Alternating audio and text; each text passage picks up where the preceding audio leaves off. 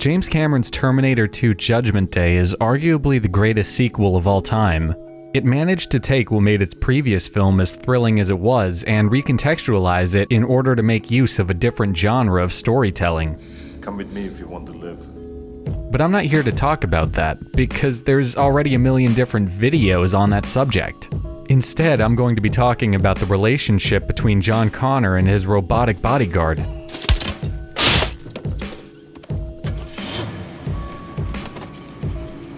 Are we learning yet?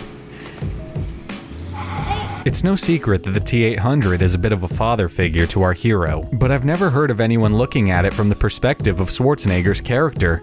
Sure, he's a bucket of bolts, but I still believe he's a good representation of how parenthood can change a person. And the film shows this in a number of ways, starting with how the role of the Terminator is completely inverted when John Connor enters his life, how he manages to grow and develop through his experiences with him, and how this informs the decisions that both characters make by the end of the film and looking forward. Because if a machine, a Terminator, can learn the value of human life, maybe we can too. When the film begins, audiences in 1991 would have made the quick assumption that the T-800 is on a mission similar to the one given to his counterpart in the original movie.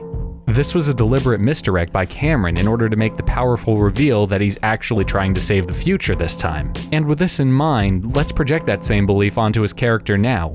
The Terminator is a mean, lean killing machine, a personality that's only softened due to his interactions with John Connor. He doesn't kill anybody, he can't curse like he did in the original. Fuck you, asshole. He's a changed man, both literally and figuratively, what with his being a machine.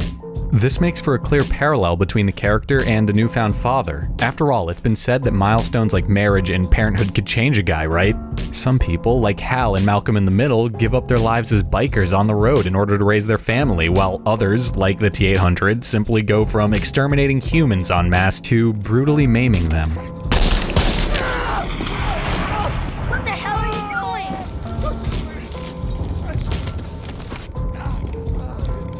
doing? He'll live. His main takeaway at the end of the film, that he ultimately understands the value of humanity, can easily be seen as similar to the way a father may feel after realizing he's partly responsible for creating life. But what's interesting about this is that he doesn't get to this conclusion on his own. It's only after he spends an extended period of time with John Connor that he arrives at this cognizance, which brings me to my next point. Their journey together is one of mutual exploration. He's living vicariously through the would-be savior of humanity, and they're both growing from that experience. He's watching John react to what's going on around him, unable to say no to what he's ordered to do, but intelligent enough to analyze the repercussions of each decision, as well as strong enough to make sure that John remains unscathed in the process. So while the Terminator is learning about the world via John Connor's learning about how his choices are going to affect both them and the world. Their relationship is symbiotic. The Terminator needs John Connor to live so that his own existence as a reprogrammed machine is validated, and John Connor needs the Terminator to stay out of the obituaries. It's the same in real life, where parents need children in order to perpetuate the existence of their bloodline, and their kids need them to ensure their own survival. I know now why you cry. But it's something I can never do. By the finale of the film, the Terminator has a hard decision to make. He understands that by staying functional, he's endangering the future. Sure, he would be around to protect John from danger, but he also knows that his presence would be more of a hindrance than a benefit, so he more or less kills himself despite John's pleas for him to stay. But he doesn't leave John empty-handed. Over the course of the film, the T-800 had taught John how to modify a Terminator, as well as what weapons and tools are effective against one, all while wearing a face that John's gonna have to get used to destroying. Even the much-derided Terminator 3 made the point that John's obviously attached to Schwarzenegger's iconic mug, so much so that it's the reason why his model was assigned to kill him in the future. I'm back. My point is, the Terminator had to let go. He had to leave because if he stuck around with John any longer, he might have gotten too many daddy issues to kill T-800s in the future. And that's something that a lot of parents experience. Not literally, of course, but in the sense that they'll one day have to give their kids the space to succeed on their own and just hope that they had taught them enough to get by.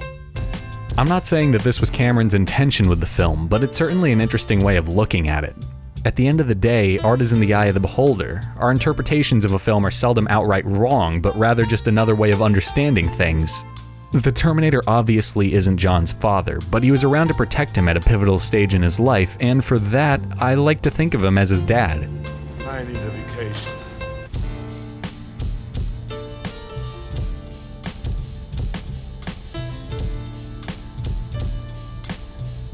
If you think this video was interesting or complete hogwash, I'd love to hear it in the comment section. And if you have any interpretations of movies that you'd like to share, feel free to do so as well.